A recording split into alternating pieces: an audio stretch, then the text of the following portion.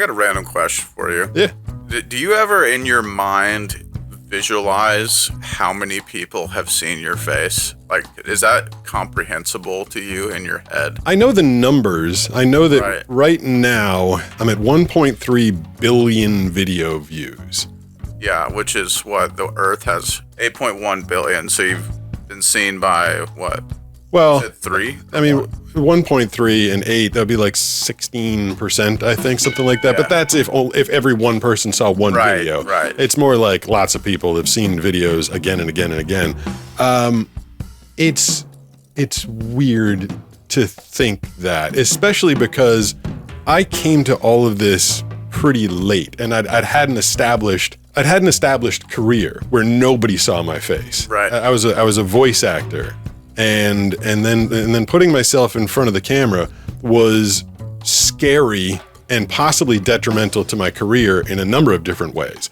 I'd spent a lot of time at the beginning of my voiceover career trying not to let people know that I was blind, because there's an automatic preconception when you realize that someone is handicapped, whether they're in a wheelchair or they have a mental disability, or if you're blind, people, and I feel like it's natural, and so I don't get really upset about it, but they automatically assume less of you.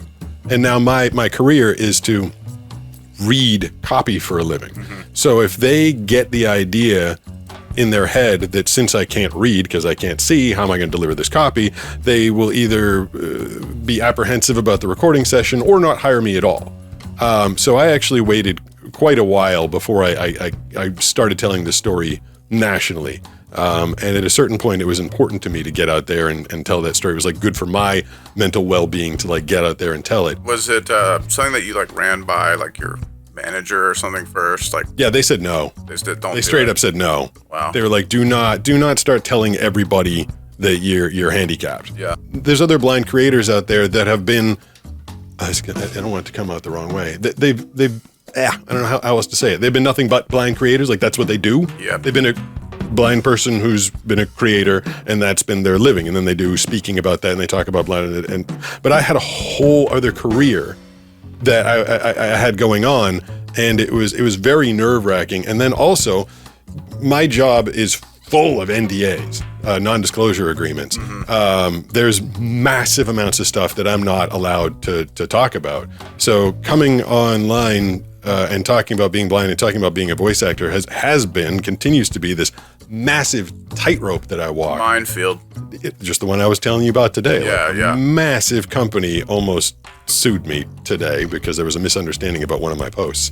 At a certain point, you're spending so much time and energy and effort hiding something from people, which I was constantly pretending to see things or trying to memorize. Like I'd go online and find a menu from a restaurant that we knew we were going to go to. I would go through crazy extra effort. Like I would memorize menus for restaurants that we were going to, whether I was going with friends or even when I was going with Banana early in our dating life. And I would hold up the menu and be like, oh, they have turkey a la king. That's made with da-da-da-da. I was like, oh, they've also got a bacon cheeseburger they call the cow burger. And I'd like mention some of the ingredients in it to make it seem like I was reading the menu.